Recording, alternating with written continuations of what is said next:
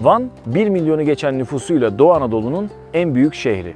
Bir zamanlar Urartulara başkentlik yapan şehirdeki ilk durağımız tarihi kent merkezi. İçeri girdik.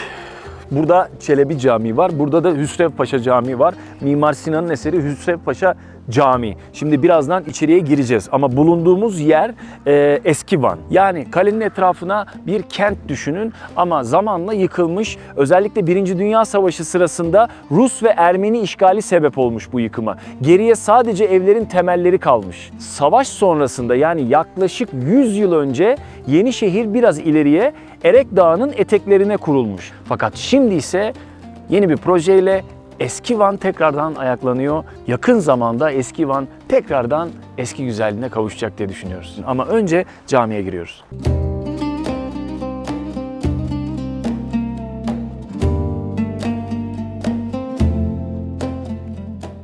Hüsrev Paşa Camii dedik ama burası aslında bir külliye. Peki Hüsrev Paşa kim? Köse Hüsrev Paşa Van Beylerbeyi, aynı zamanda Kanuni Sultan Süleyman'ın vezirlerinden biri. 1568 yılında yapılmış bir külliye burası. İçeriği de gösterelim size. Van'a gelince görülmesi gereken bir yer.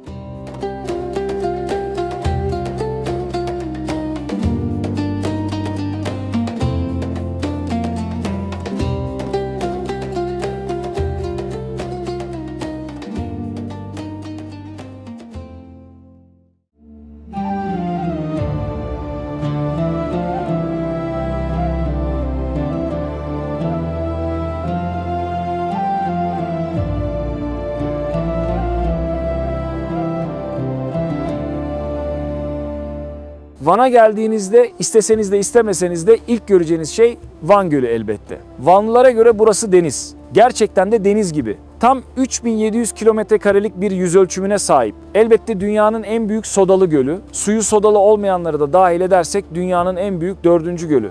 Bitlis'te Van Gölü'nün diğer ucundaki Nemrut Yanardağı'nın patlaması sonucu su yolunun tıkamasıyla oluşmuş bir volkanik set gölü burası.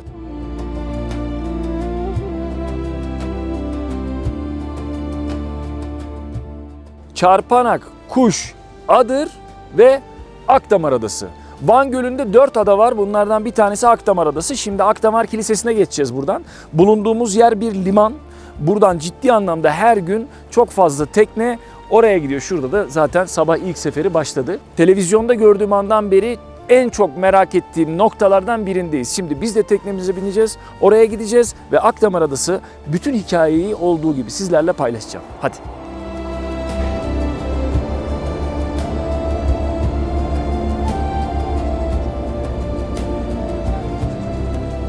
Hadi gidelim.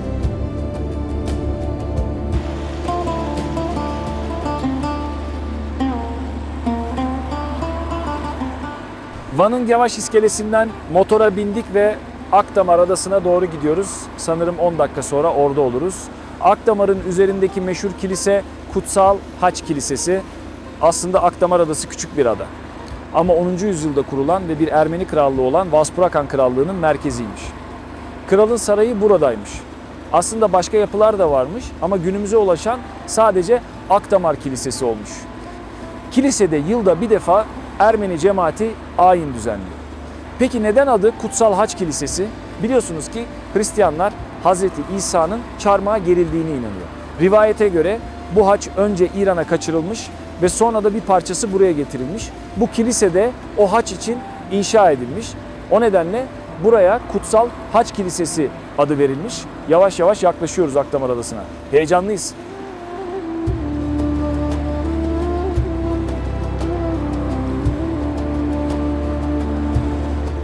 Van Gölü'nün ortasındayım. Şurada bir kıpırtı var. Van Gölü canavarı o mu acaba? Ha? Bir hareket var şurada. Van Gölü canavarı var mı yok mu? Rica edeceğim. Bütün bilim adamlarını seferber olmaya, şurada bir hareket var. Bak varsa ilk ben görmüş de olabilirim.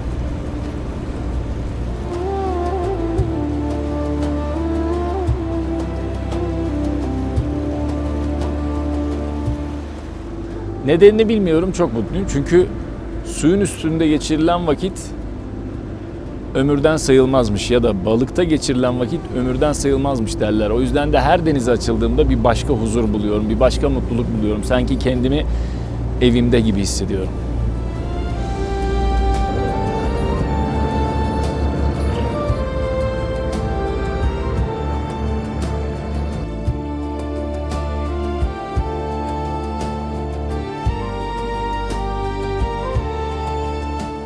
Her adanın bir efsanesi var. Bu adanın da bir efsanesi var tabii ki de. Bu adanın ismi nereden geliyor? Bir keşiş, keşişin kızı kıyıdaki bir çobana aşık oluyor. Ve kız feneri salladığında çoban yüzerek adaya geliyor. Bunu fark eden keşiş de önlem almak için plan yapıyor. Kızın adı Tamara. Evet, başlıyor hikaye işte. Fırtınalı bir günde bir anda ışık yanıyor adadan ve çoban bunu görüyor. Fırtınalı havada yüzmeye başlıyor. Fakat yüzdükçe ışığın yeri değişiyor. Işığın yeri değiştikçe çoban yoruluyor. Yoruldukça finalde boğuluyor. Işığı tutan keşişmiş meğersem.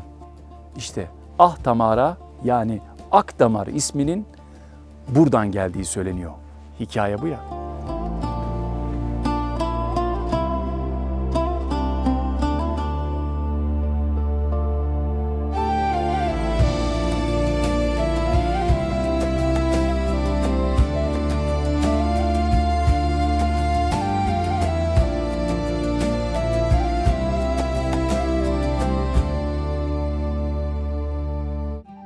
Akdamar Kilisesi.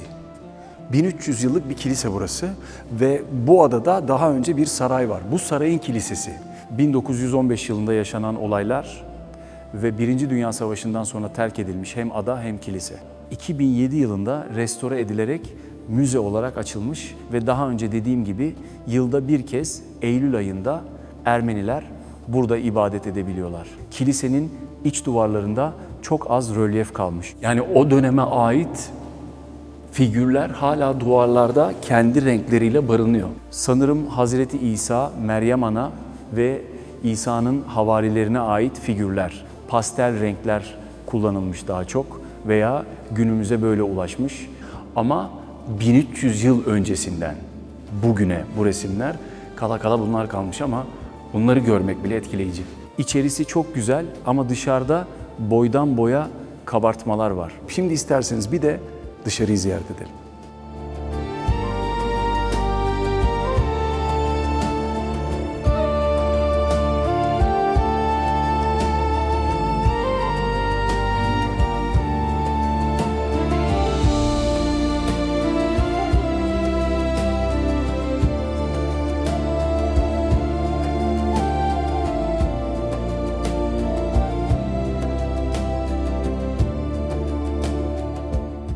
Akdamar Kilisesi'nin dışı boydan boya kabartmalarla süslenmiş. Ne var bu kabartmalarda?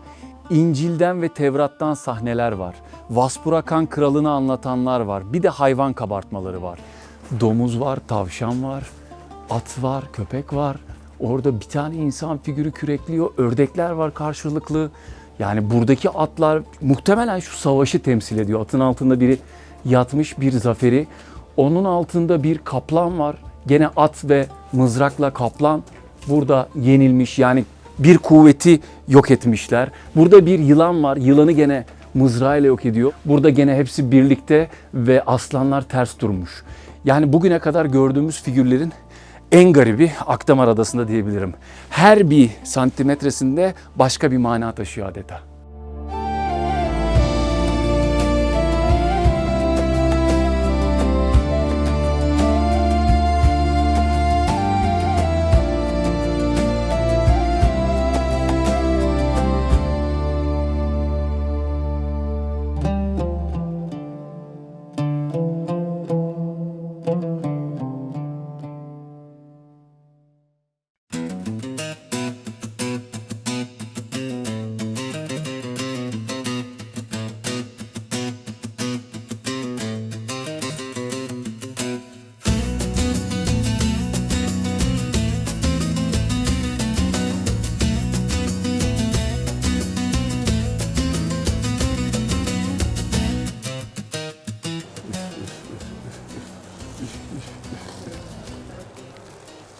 Abi selamünaleyküm. Aleykümselam. Hoş geldiniz. Ya Van'a gelince peynirciler çarşısına girmeden geri dönme dediler bana. Yani şimdi Van'ın kalbi Van Peynirciler Çarşısı zaten. Merkez burası mı? Merkezdir. Buyurun, nereye gelmiş? Merkezdir. Özür Yani dilerim, var ya ismini söyler misin abi? Ali Cabbar Karakoyun. Cabbar Karakoyun desen yeterlidir. Tamam, Cabbar abi. Şimdi yani Van kültürünün baş taşlarından biri otlu peynir. Aynen. Şimdi burada hepsi aynı gibi gözükse de ne farkı var birbirlerinden? İçindeki otun aroması, içindeki yapım farkı, her elin, her evin yapımı farklıdır. Mesela kekin tadı başkadır. Yaban sarımsağın tadı, sirmonun tadı başkadır. Bunda kekikli yani. Kekikli olanı var, so bitkisi var, helizi var, mendesi var. Yani çeşidi çok. Kengerinden tut yani çeşit çok bunlarda. Her dükkanın yorumu farklı mı? Onu demek istiyorum. Farklıdır. Yani. Farklıdır tabii ki içindeki mesela şunun otu çok fazladır. Gözüküyor. Seveni var. Ot fazla otlu seveni var. Şunun otu biraz daha azdır. Daha bir rengi beyazdır. Az ot kullanmış yani.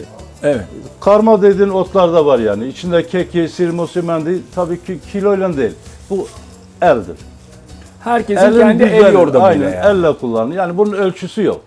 Hiçbir tanesinin, mayasının veyahut da lorunun ya da peynirinin kilo şey yok. Terazi diye bir şey kullanılmaz. Bundan tadabilir miyim abi? Tabii ki Küçük bir çok parça. güzel, çok güzel lezzetli bir peynirdir. Aroması güzel. Şimdi biz tabii ben İzmir'deyim de bundan ara sıra bu tarafa gelen arkadaşlar getiriyor. Damağa farklı gelir ama hepsi organiktir, doğaldır. Bu şeylik. Sabah kahvaltısında yumurtayı kırmanın Çok üstüne. güzel. Ay bu fena oldu. Hele ilkbaharın gelsen bunun tazesi daha güzel olur. Yapma ya. Aynen. Şöyle lastik gibi açılır. Çok güzel olur. Yöresel dille zıvırça diyorlar ona. Tabii bunu Karadeniz bölgesi de yapıyor. Onlar da eritme peynirlerde yapıyorlar. Peki demin kapıda gördüm. Tereyağı ama benim bildiğim tereyağı beyaz değil sarı olur. Tereyağlarımız var. Sarısı da var, beyazı da var. Beyazı ne? Şöyle yanımda bir tereyağı var. Bak bu hesapta yoktu. Bu koyun tereyağıdır. Peki koyun hani mesela bazen koyunda pirzola kokuyor, bazıları tercih etmiyor. Aynen. Tereyağda da mı öyle? Ağırdır. Ağır. Ağırdır. Biraz ağırlığı var. Damak alıştığı zaman tüketimi çok güzeldir. Yani bunun yağı da öyle, yoğurdu da öyle. Yani inek sütüne karşı şey dersen daha ağırdır. Şimdi tereyağı buraya geldiğinizde mutlaka almanız gereken şeylerden bir tanesi. İnek tereyağı, koyun tereyağı ağırmış. Bak bunu da öğrendik. Ben bilmiyordum açıkçası. Tabii. Şimdi bunda az ot, görsel olarak az ot olduğu için onu denedim.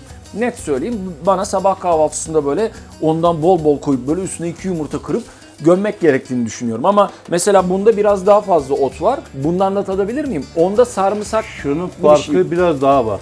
Şunun içinde lor peyniri de var. Sade peynir değil. Aralarına lor peyniri de atmışlar. Aldım yeter. Değişik bir tadı var, lezzeti farklı yani. Bununla bunun farkı ne mesela? Bu buna yakın bir tat verir. Şunun içindeki otlar biraz daha fazla olduğu için otun tadı verir yani.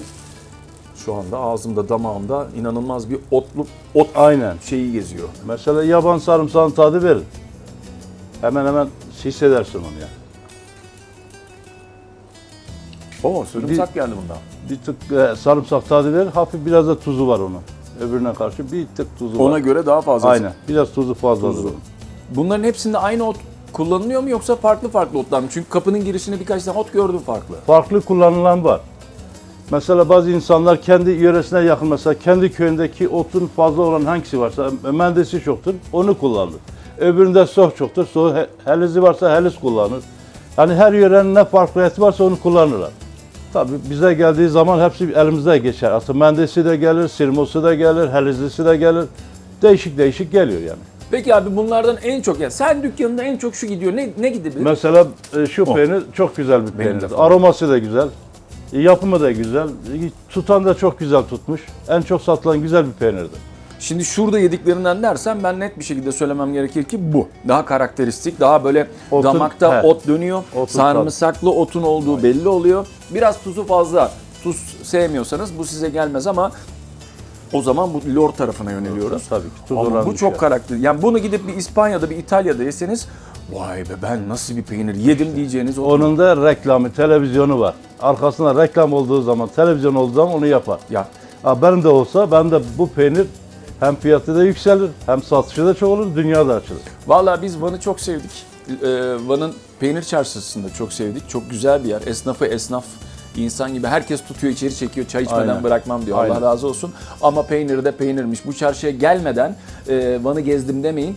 Gelip almadan da mümkünse dönmeyin. Çünkü bu lezzetleri yurt dışında yediğimiz zaman vay be oluyoruz. Ama bu lezzetler belki daha da güzeli, daha da orijinal otlarıyla peynir çarşısında Van'da.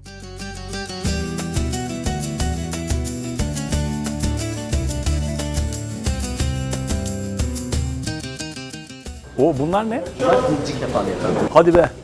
Salamura.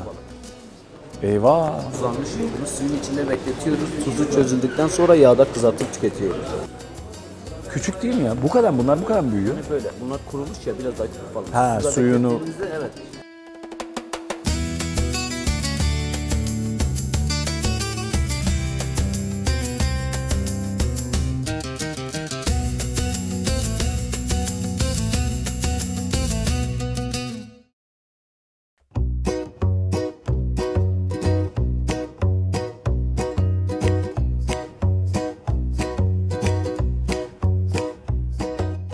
Dedik ki Van'da ne yenir, ne edilir? Yani çok da emin değiliz tabii. Van'a gelmişiz, misafiriz. Bizi kulağımızdan tutup Hamza Bey'in, Norduz'la Hamza Bey'in yanına getirdiler. Abi hoş geldin. Hoş bulduk. Siz de hoş geldiniz aslında. Çok teşekkür ederiz efendim. Şimdi Van mutfağı ile ilgili çok açık konuşmak gerekirse bir bilgim yok. Burası deniz seviyesinden yaklaşık 1600-1800 metre yukarıda. Yukarıda. Yani bizim hayvanımızı alıp yaylaya götürüyoruz dedikleri şey burada zaten hayvan sokakta dursa gene yayla oluyor burada. Değil mi? Doğrudur efendim. Aynı zamanda da yağlanıyor. Yağlanıyor. Demin Norduz'un koyunlarıyla alakalı konuşurken de şimdi koyunlarda biliyorsunuz bir böyle kıl kuyruk var, bir de yağlı böyle o büyükler var. Yazın kuyruğa iniyor, Aynı. kışın o Kışın yağ da bedene çıkıyor. Bak neler öğreniyoruz bu programda. Bu da lezzete yansıyor otomatikman. Çorbayla başlayacağız. Bu ne çorbası abi? Çorbamız Norduz çorbası. İçinde köfte ve bonfile parçacıkları var. Köfte ve bonfile. Parçacıkları var. Norduz demenin tam sebebi de şu. İçinde mendi otumuz var, otlu peynir de kullanıyoruz ve catır dediğimiz dağ kekimiz var. Ve es suyuyla yapıyoruz efendim. Catır şu. Yani normal şartlar altında karşınıza çıkmayacak bir lezzet. Demek ki hemen bir tik atıyoruz buna. Van'a geldiğimizde Norduz çorbası içeceğiz. aman. Yani çünkü bu dağ kekiğimiz var içinde. Mendi otumuz var. Mende otumuz var burada. Bu dağ kekiği hemen hemen her yerde. Yol kenarlarında bile var ve bu lezzete de yansıyor. Daha dakika bir gol bir bu çorbaya da yansımış. Yani bu kekiği ben yesem ben de lezzetli olurum muhtemelen diye düşünüyorum yani. Zaten siz lezzetlisiniz şu an. Sağ ol abi. Bir şeften bunu duymak enteresan oldu. Norduz çorbası hemen tik atıyoruz. Bir numara Van'a geldiğimizde içiyoruz. Çok lezzetli. Çok fazla lezzetli. Bunun arkasında ne yapacağız Afiyet abi? olsun. Ne yiyeceğiz? Bundan sonra normalde ara sıcak ama soğumasın diye ben size bizim otlu peynirle yaptığımız zıvırçayı getirdim. Zıvırçaya. Sıcak sıcak yenilmesi lazım bunun. Tamamen Van otlu peynirle yaptığımız zıvırçemiz efendim. Van İçinde yine otlu endemik peyniri. otlarımız var. Şimdi bunu nasıl yiyeceğiz abi? Bu yani şöyle spagetti Aynen. gibi bir şey böyle. Bunu böyle komple alıyor muyum? Tabii böyle alıyorsunuz. Sen çorba şurada dursun. Bu çorba hep burada dursun. Hiçbir yere gitmesin. Tamam mı? Şimdi bunu aldık. Zıvırça bu aslında annelerimizin taze peynir çıktığı zaman köylerde bunu bize tandırda yaktığı zaman tandırın içine atıp kahvaltıda verdiğimiz bir peynirimiz. Ama bunu muhakkak denemenizi isterim çünkü lezzet olarak üst segment. Biraz sıcak. Afiyet olsun. Çok güzel. Çok başarılı. Hatta o peynirden yaptığımız kade sürük dediğimiz pidemiz var. Bu peynirden yaptığım bu pide. Doğru, otlu peynir. Kade sür demek de kade demek pide, sür tuzlu. Aslında otlu peynirimiz malum biraz tuzlu olduğu için. Ama tabii taze peynirle otlu taze peynir yaptığımız için fazla tuz oranı da yok onda da. Ya, hamur olmasına rağmen içinde çok tuz yok. Bu tercih edilebilir. Bunun kesimi ayrı ama ben böyle hani daha çok etçi ve tuzcu bir adam olduğum için bu peynir muhteşem. Yani sadece gelip buraya otlu peynir yenilebilir bile. Üçüncü sırada Aslında bizim ara sıcak olarak normalde başka yerlerde belki dolma veriyorlar. Şimdi biz soğan dolması yapıyoruz. Neden? Niye Van'da soğan dolması? Malum Van'ın rakım olarak yüksek. Kış ayları çok antibiyotik niyetine olduğu için her evde kışın soğan dolması muhakkak yapılır. Van'ın vazgeçilmezden dolmalardan biri de soğan dolmasıdır. antibiyotik niyetine. Niyetine kullanılan dolmalarımızdır. Bizim buradaki ürünlerimiz çoğu aslında şifa niyetine kullandığımız yani eski insanların daha sağlıklı, daha dinç olduğu için Van çok soğuk iklimleri şartıyla İnsanlar da kolay kolay hasta olmuyor burada. Yani çok lezzetli. Covid'in sabar bile diyoruz biz buna. Covid var. Soğan dolması. Soğan dolması da çok güzel. Bizim Van'ın coğrafi işaretli yemeğimiz keledoş. Keledoşumuz içinde metabolizmaya ve kas gelişmeye yardımcı olan bir ürünümüzdür. İçinde akpancar otumuz var. Şu otumuz efendim. Yarmamız var. Yarma dediğimiz biz den diyoruz burada. Mercimeğimiz var. Nohutumuz var. Kurut dediğimiz şöyle yoğurdun kurutulmuş hali. Biz burada bir keşk diyoruz bu bölgede. Aynen. Kurutulmuş. Bak bu yoğurt. Yoğurt, kurutulmuş yoğurt. Et suyumuz var. Bu aslında Van'da 1800'lü yıllarda geniş ailelerin hafta sonları bir arada toplandığında evlerde büyük kazanlarda keledoş yapılıp bütün aile fertlerinin beraber toplanıp yenilen bir yemeğimizdi bunlar. Kas yapar gibi bir şey söyledi. Kas gelişimine yardımcı olur, metabolizmayı hızlandırır. Et olmazsa olmaz malum biliyorsunuz. Kavurma etimiz var üstünde. Bizim yemeklerin %99'u etlidir. Şu yoğurdu nasıl kurutuyorsunuz abi? Bunun ismi kurut. Bunu nasıl kurutuyoruz? Şimdi sütümüzü aldıktan sonra ince leçekler olur. Biz leçek deriz yani tül. Yoğurdumuzu alırız. İyice bağlarız leçeği böyle sıkarız, suyunu çıkar. Üstüne bir taş bırakırız. Bir 4-5 saat sonra bir daha geliriz. Bir daha çıkarız. Bir daha leçekle iyice sararız. Bir daha üstüne taş bırakırız ki en son bu kıvama geliyor. Ve güneşin altında kuruyor bu. Isırsam şimdi. Şu an yok. Bunu aslında suyla biraz yumuşatmak lazım. Isıtırsanız size diş boşluk kalır. Dişleri bırakırız. Dişleri bırakırız. Bunu da at cebine git bir yerde Yani, sulandır. aynen Döndürüyor öyle. orada yani. Bunu hafif ılık suyla sulandırdıktan sonra ayran aşı dediğimiz çorbamız var. evet. Onu da kullanıyoruz. İşte nohut çorbası da kullanıyoruz. Özellikle keledoşu da kullanıyoruz. Bizim de bir kebabımız var, bir kebabı. Mendeli kebap. Mendeli. Mende otunu size söyledim zaten şu otumuzdan. Otlu peride kullandığımız bir otumuzdur. Tabi bunun mevsimde taze toplarken bunu bir de mendeli kebap yaptık ve o da lezzetli oldu. Gelen misafirlerimiz de baya beğeniyor. Ne Adana ne Urfa. Ne Adana ne Urfa, Van kebabı. Mendeli kebap. Bir tik daha. Buna da bir tik daha. Afiyet olsun. Çok iyi gidiyor her şey. Şimdi Van tavası dedik, onu tanıtayım size isterseniz. Bundan bir 20-25 yıl önce esnaflar arasında bu esnaf tavası, biz Van tavası diyoruz. Esnaflar kendi aralarında toplanıp işte kasabı eti getirirdi, manavı zebzesini getirirdi, fırıncısı tavasını getirirdi, bakkalı tereyağını getirirdi. Böyle bunu herkes gelip aranda toplayıp tavada etini, zebzesini, tereyağını koyduktan sonra fırına atılırdı. 4 saat boyunca odun ateşinde pişen bir etimiz, yine kuzu oğlak eti. Çıktıktan sonra esnafa kendi arasında yerlerdi. O yüzden Van tavası diyoruz. Genellikle Van'da olan bir şey. Kemikli bir ettir. Zaten lezzetli kemiğinden, kemik o suya ve ete veriyor. Umarım beğendiniz yani. Ve eti yumuşak. 4 saat boyunca odun ateşinde pişen bir et. Esnaflar topla bunu mu yiyor? Evet, bunu yiyor. Ben Van'da dükkan açacağım. Tuhafiyeci açacağım ben. Bu nasıl ağızda direkt eriyor. Eriyor. İmece usulü aslında esnafa kendinden topluyor. Etleri anlıyoruz biz gerçekten. Etimiz hafif, ağır da değil yani. Hayvanımız da hani kuzu oğlak olduğu için. Vallahi bizim babamız oturduğum bir kuzu yiyordu. Gerçi biz şu an yiyemiyoruz artık o yeni nesil ama baba oturduğum bir kuzu yiyordu yani. Hamza abi bu kadar etten bahsetmişken de çok özür dileyerek şu pirzoladan tatmak istiyorum.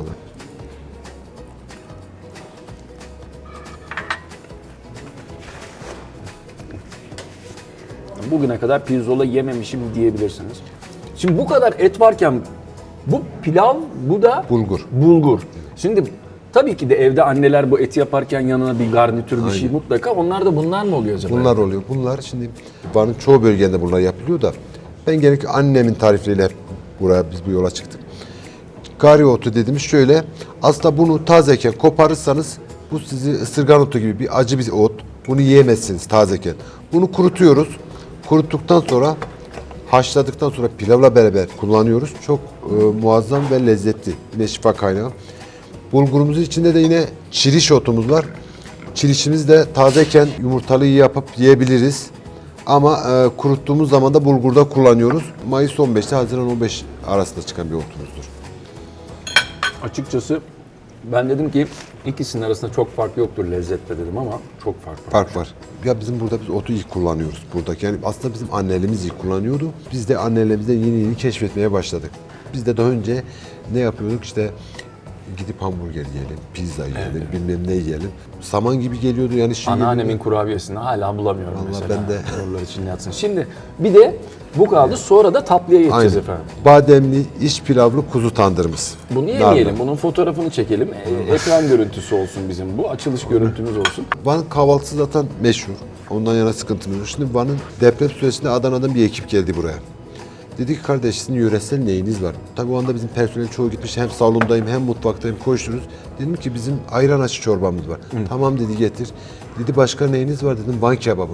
Hadi oradan dedi. Biz Adanalıyız. Kebap bizimdir dedi. Ya jeton düştü doğrudur. Kebap Adana'nın, ciğer, Diyarbakır'ın, Erzurum'un. Ya bizim neyimiz var? Ya annem evde bir sürü yemek yapıyor. Ondan sonra biz bunun üstüne bir çalışma yaptık kuzenimle beraber. Başladık Van'da bunları yapmaya ve şu an Van'da 6-7 tane işletme çok iyi de çalışıyor. Van'ın gastronomisine yön veriyor. Bu tatlı biraz kestane şekerine benziyor, biraz mantara benziyor, biraz. Bu ne kestane ne mantar. Bu aslında biz burada hecir tatlısı diyoruz. Hecir demek incir demek. Ha, Aslında bu incir tatlısı. Ama İncir. sadece tek başına incir değil bu. nar var. Hurma var. Şimdi İran yakın olduğu için hurma alışverişimiz iyi oluyor. Kullanıyoruz. İncir. Aslında Aydın'dan istiyorum. İçinde kuş üzümümüz var. İçinde narımız var. Çatak cevizimiz var. Sütümüz var.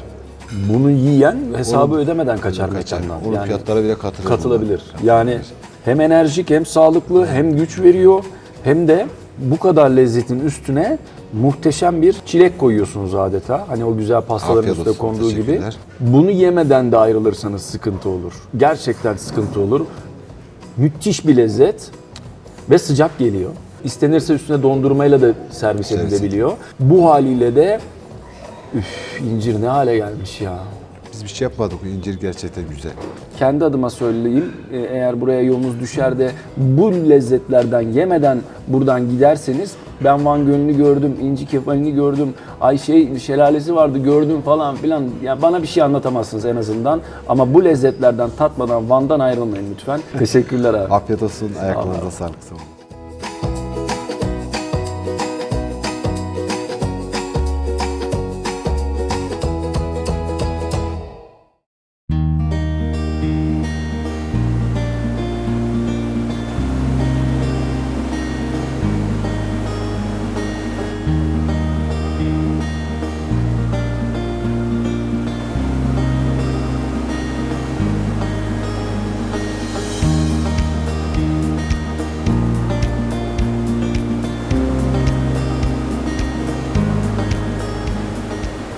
Arkamda gümbür gümbür akan şelale Muradiye Şelalesi. Bu bölgenin adı da Muradiye. 4. Murat buraya gelip Bağdat seferini yaparken kaldığı için bu bölgeye Muradiye demişler.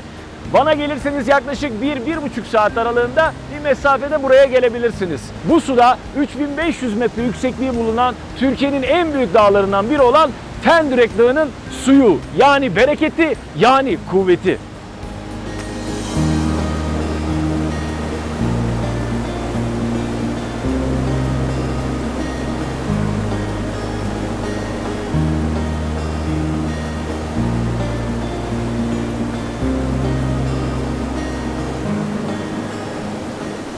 Muradiye Şelalesi'nin her bir noktası çok güzel. Yani akıp geçmiyor, kanallara ayrılıyor ve her yerde keyif yapabiliyorsunuz.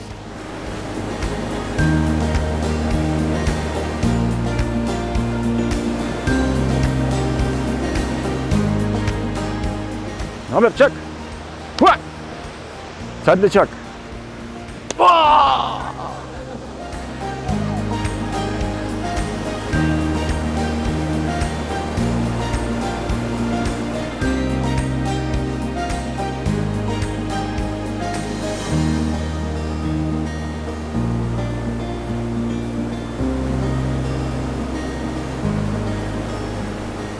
Açıkçası gördüğüm en güzel şelalelerden biri. Van merkezden dediğim gibi 1 saat, 1,5 saat mesafede ama gelmeye, görmeye, burada vakit geçirmeye değer.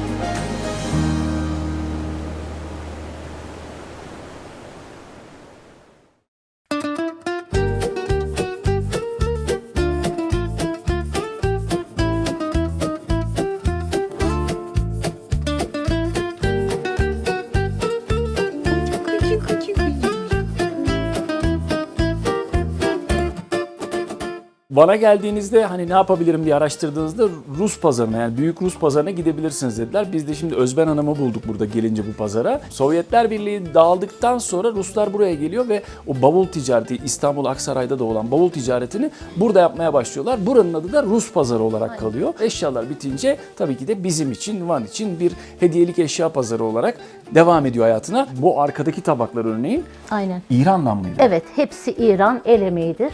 Bunların hepsi İran el emeği.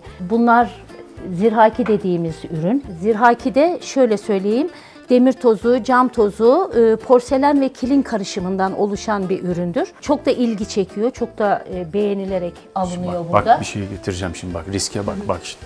Bak riske bak. Bak başımıza iş açıyoruz. Yok canınız sağ olsun. Bu da Hiçbir mı? şey olmaz. Evet. Bu da mı oradan? Evet, bu da kil minekari denilen bir işçilikleri. Şöyle söyleyeyim, bu elle şekil veriliyor bu vazoya. Verildikten sonra çizimi yapılıp fırınlanıyor. Ham hali şu. Daha sonra fırından çıktıktan sonra enjektörle boyalar enjekte edilip 1200 derece fırında tekrar pişirilip sunuma hazırlanıyor. Kupa gibi bir şey bu yani. Al bunu eve, ben geçen sene şampiyondum diye. Koy gitsin. Gerçekten çok güzel işçilikler var. Hediyelik eşya almak isterseniz büyük Rus pazarında şu el sanatları tabaklarıyla baş başa bırakayım. Güzelliklere bakar mısınız?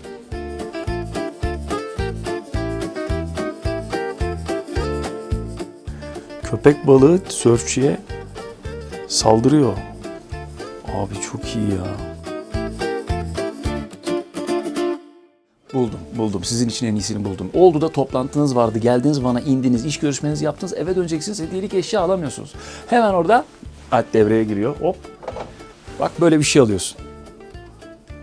İnci Kefali, Akdamar Kilisesi, Van Kalesi ve Van Kedisi. Hepsi bir arada. Bunu alıyorsun. Kafan rahat. O gece rahat yatıyorsun. Kimse kafanı yemiyor. Dır. Hiçbir şey getirmediler. Bak toptan.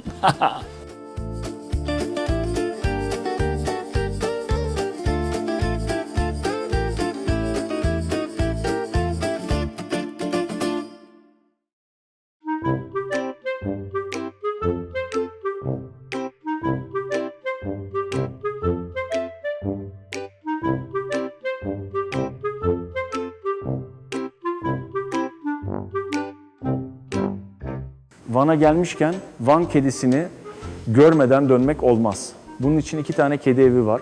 Biri üniversitenin içinde, biri de şu an bizim bulunduğumuz Van Kedi Evi. Her ikisinde de Van kedilerini ziyaret etmek mümkün.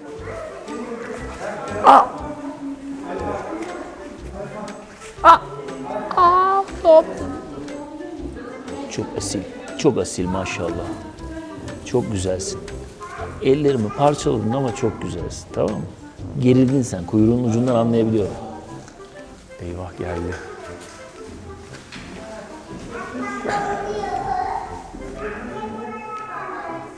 Bak bakayım gözlerine bakayım. Aç bakayım gözlerini.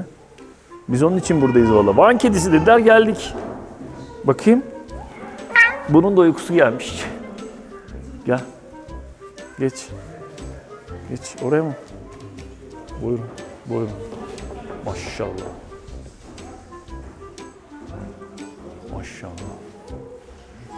Çok büyük. Van'a gelip Van kedisini görmeden gitmek olmaz. Görüyorsunuz ama kendi içinde bir asaleti var. Çünkü mesela şu bir gergin. Bu benden bir gergin atladı. Kendi güzelliğinin farkında bir güzellik. Bakar mısınız? Van kedilerinin başta gözleri olmak üzere cüssesi ve tüyleri itibariyle ilk defa karşı karşıya geliyorum. Bu deneyimlerimi sizlerle paylaşıyorum. Çok güzel, başka bir şey bu. Yani mesela şu anda bir anda bana dönüp çat diye vuracakmış gibi geliyor.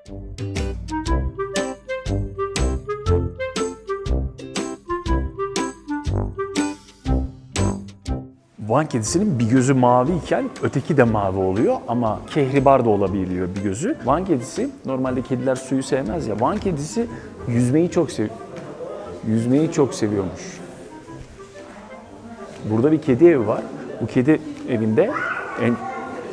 Bu kedi evinde bunları gelip görmek, sevmek mümkün. Böyle ağzınıza kuyruğu da ben de gıdıklarım o zaman. Ne oldu?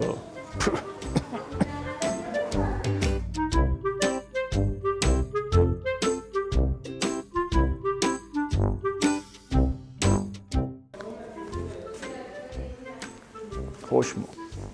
Hoş mu? Gitti. Gitti. Gitti.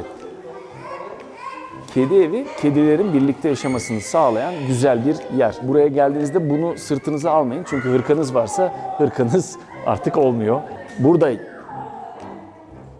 Burada çiftleşmeleri ve üremeleri de sağlanıyor. Bu duyduğunuz sesler de küçük kardeşlerimizden buraya gelip bu küçük kardeşlerimiz de burada onları sevebiliyor. Artık ayrılık vakti kimden?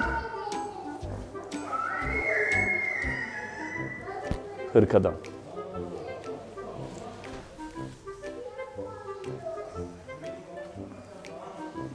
Gidiyor. Ben de olsam ben de giderdim.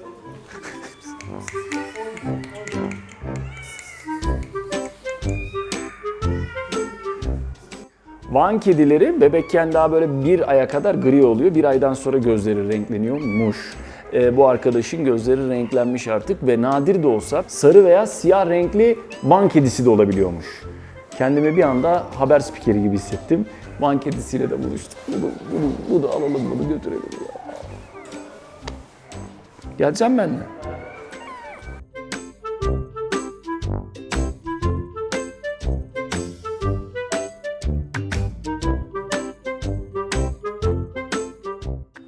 Çok teşekkür ederiz Çak. Çok sağ ol Çak. Çak harika. Kendine iyi bak. Her yerde kedi var burada. Her yerde kedi.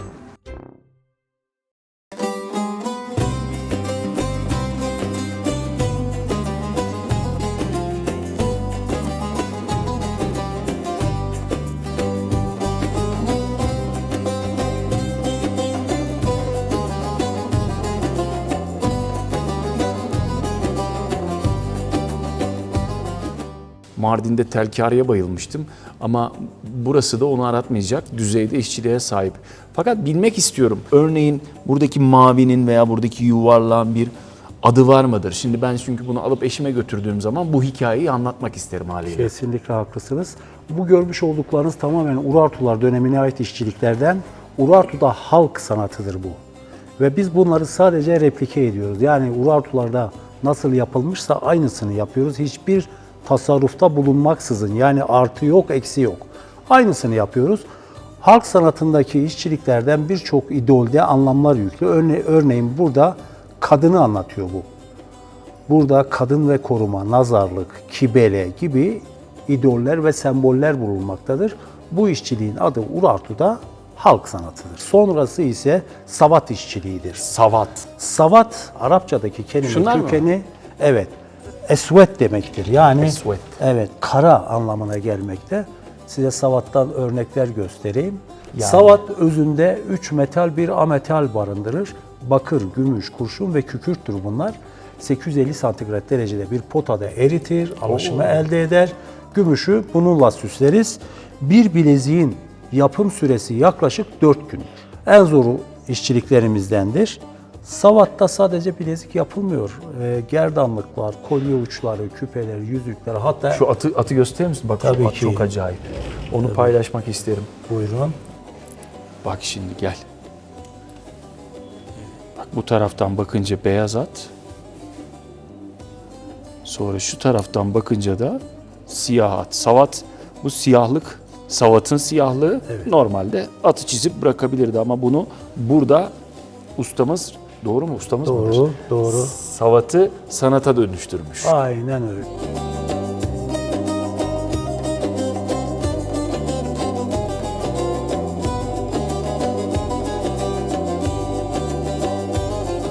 Bu bölüm devam ediyoruz savat olarak.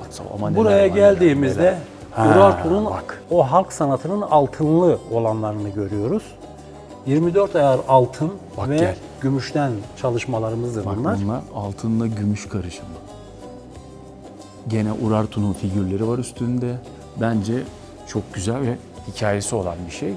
Geldik. Geldik granüle işçiliğine. Granül ne? Granüle Urartuların en zor işçiliklerindendir. O dönemde kraliyet ailesine yönelik yapılmış bir işçilik. O dönemde statüden dolayı parası olsa bile halk bu granüle işçiliğini kullanamıyormuş. Statü farkından dolayı. Statü Yani- farkından Evet, dolayı. evet. Yani, Yani o zaman burada görmüş olduğunuz Urartu'da granüle işçiliğidir. Granüle demek küçük küçük topçuklarla yeniden bir form dizayn etme işçiliğine granüle işçiliği denir ve biz bu işçiliği odun kömürü üzerinde yapıyoruz. Görmüş olduğunuz şu topçuklar teker teker odun kömürü üzerinde yapılır. Sonra ise kaynaklarla bir araya getirilerek motifler ve desenler oluşturulur. Bu işçiliğin adı Urartu'da granüle işçiliğidir. Bu dönemde de çılgınlık olsa gerek. Çünkü hala o dönemi kullanıp Aynen hiçbir farkımız yok. Peki abi, yani şimdi baktığım zaman burada inanılmaz bir işçilik var.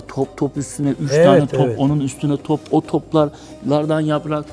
Bunları nasıl yapıyorsunuz? Onu ben size atölyede 1 dakikada gösterebilirim. 1 dakikada mı? Evet, buyurun. Buyurun.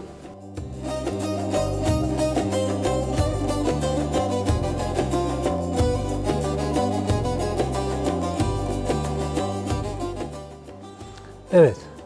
Şöyle 30 mikron, Ben göremiyorum. Sen nasıl tuttun onu abi? 995 ayar has gümüş tel parçamızı alıyoruz. Tahtanın üstünde. Evet, odun kömürü üzerinde eritip bunu topçuk haline getiriyoruz. Topçuk oldu. Şimdi topçuk oldu gördüğünüz gibi. Abi onu nasıl görüyorsun sen? Avucunuzu açar mısınız? Neden Arkaya? abi? Bakın, Gerek var mı? Var. Korkma. Orada duruyor. Bakın. Şurada. Bir de basıyor. Görmüş olduğunuz küre formunu ancak ve ancak odun kömürü üzerinde yapabiliriz. Başka da yolu yok. Sonra bunu alıp mesela 3 tanenin üstüne, üçünü birleştirip onun üstüne bir tane, sonra veya o bir plakanın üstüne bunları tek tek işlemek. Aynen öyle. Şurada görmüş olduğunuz granüle işçiliğine ait bir gerdanlıktır. Urartular döneminde Semira'nın gerdanlığıdır. Bir kraliçe olan Semira'nın gerdanlığıdır. Dediğim gibi bunlara yaptıkları zaman her birine bir anlam yüklemişler. Örneğin burada şans var. Şu kibele. Kibele biliyorsunuz Anadolu'da kadında doğurganlık ve berekettir. Kadın ve güneş, kadın ve ay, tekrar kadın ve güneş. Güneşin doğuşu, batışı. Burada bu anlamlar o dönemde güç, güzellik ve inanç kavramı üzerine yapıldığı için takılar her bir sembole bir anlam yüklemişler. Benim size anlattıklarım da Semira'ya ait gerdanlığa yüklenen anlamlardır. Şimdi abi burada çok fazla işçilik olduğundan dolayı örneğin şunda kaç tane topçuk vardır? O kibele formu, evet, onun üzerinde yaklaşık 60 tane topçuk vardır. Buradan 60 tane topçuğu aldık, onun üstüne tek tek Kaynak ufak yaparak ve bu sembolü oluşturduk.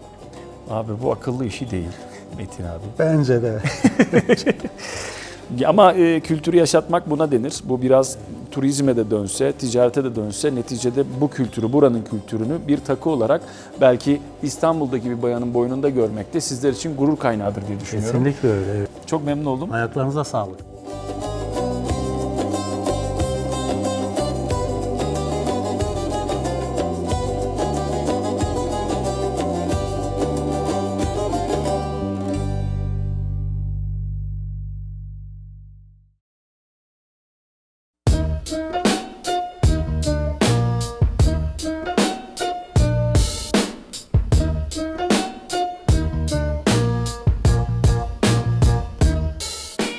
Biz Van'ın en uzak noktasındayız. Yani Hakkari Yüksekova şurası olabilir. Cilo Dağı Türkiye'nin en yüksek ikinci dağı da şurada arkada. Başkale travertenlerine doğru gidiyoruz.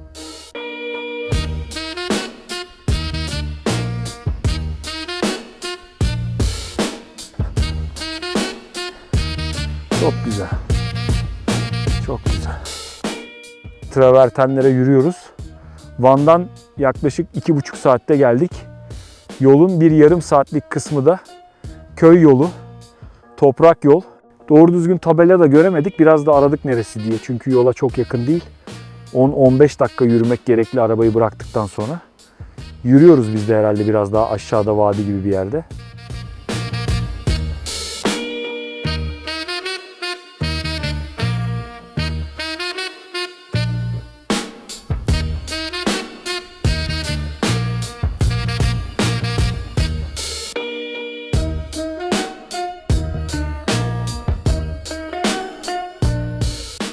Su buradan kaynıyor. Aynı Pamukkale gibi. Ve balkon. Su epey sıcak. Bu bölgede burası Pamukkale gibi olur. Çünkü kaynak çok güçlü ve çıktığı gibi beyazlıyor. Şurada başka şeyler de var. Belki daha büyük yer vardır. Gel gidelim.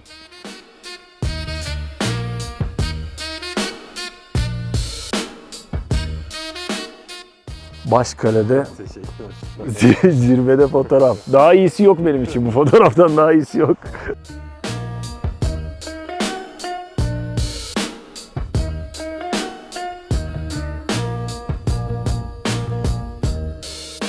Van Başkale'deyiz. Burada bu travertenlerle buluştuk. Karşıda şelale, güzel bir kanyon. Burada da Van travertenleri var burada. Tabii Pamukkale denilemez. Pamukkale'ye kıyasla küçük ama doğa harikası bir şey. Belki biraz yatırım yapmak lazım. Giresun'da Göksu travertenleri vardı mesela. Orada çıkan suyu yönlendirerek havuzlar oluşturulmuştu. Belki öyle bir şeyler yapmak lazım buraya da. Tesis de lazım tabii. 2,5 saat yol geldik. İnsanın oturup nefes alabileceği, çay, su, kahve içebileceği ve ihtiyacını giderebileceği yerler olması lazım. Aslında biraz elden geçse çok güzel bir yer olabilir. Van'ın merkezine çok uzak. Yine de gelinir mi? Gelinir. Zor mu? Çok zor. Ama gelip görmek lazım mı? Lazım.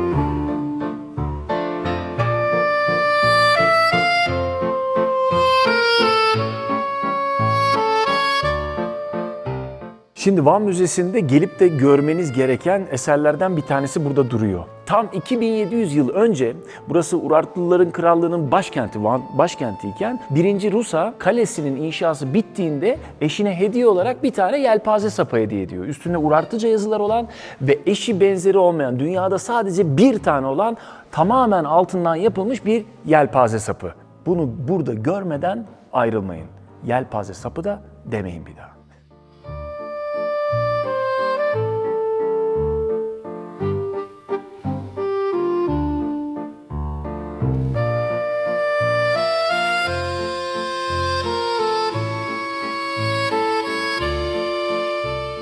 Urartu Krallığı çok tanrılı bir krallıktı ve tanrıların tanrısı da Haldi'ydi. Bu gördüğünüz kabartma gerçek bir kabartma ve Haldi'nin kendisi burada tasvir edilmiş o zaman ve orijinal haliyle. Ama eksik parçaları birleştiremiyorsanız sizi şöyle alayım. Buyurun. Bu da imitasyonu.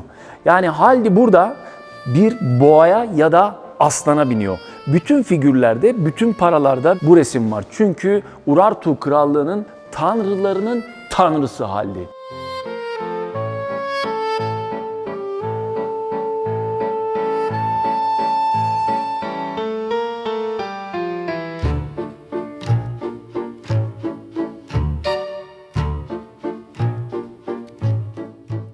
Şu yanımda gördüğünüz küçük bir aslan. Tunçtan yapılmış. Bu küçük aslanın hikayesi aynen şöyle. Burada Urartulardan kalma yaklaşık 2 metre boyunda 3 ayaklı bir şamdan var. Devasa bir şamdan.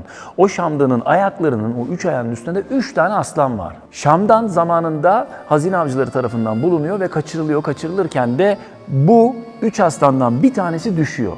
Şu anda şamdan nerede? İsrail'de, müzede. Ama eksik. Bizim aslan, aslanlar gibi burada duruyor.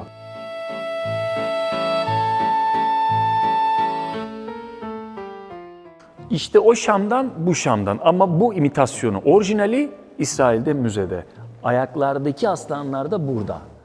3 aslan ama biri eksik. İnşallah günün birinde Şamdanımızı geri alırız ki bizde kalan tek aslan diğer 2 aslanla buluşur ve bu eser hak ettiği yere gelir.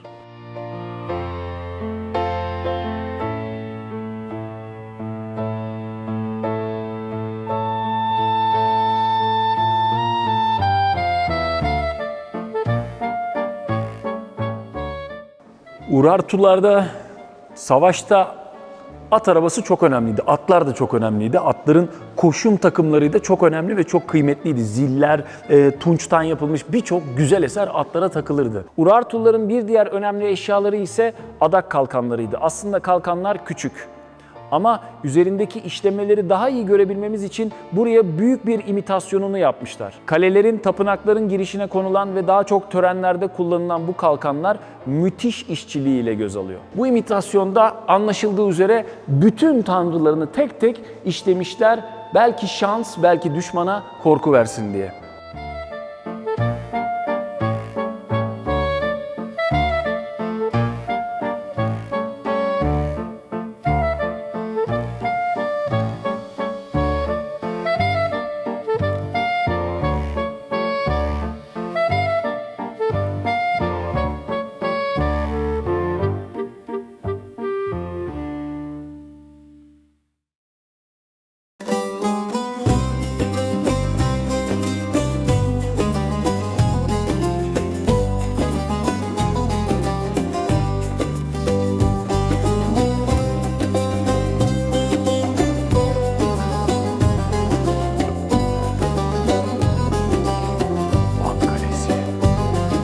Şimdi Van Kalesi'ne geldik. Van Kalesi'ne tırmanıyoruz.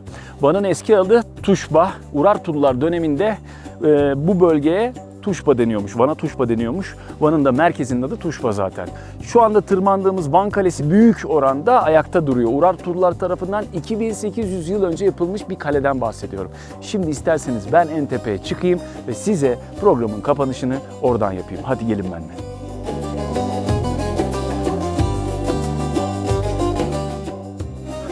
Yok, güneşi yakalamamız lazım. Beni affet kardeşim, olur mu? Sağ olasın.